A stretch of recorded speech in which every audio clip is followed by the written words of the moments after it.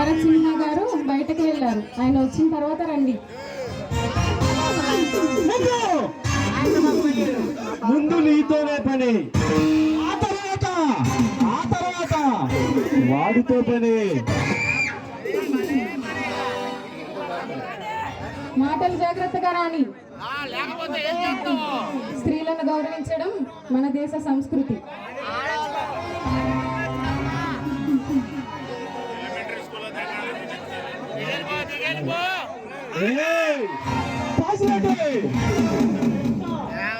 పాలకొల్లు పట్టాయిలా దీన్ని ఒక పట్టు పట్టాల్సిందే.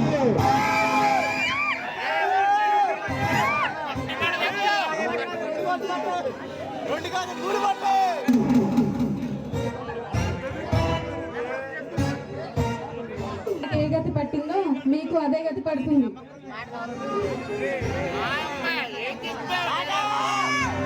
చెప్పేది జరగడానికి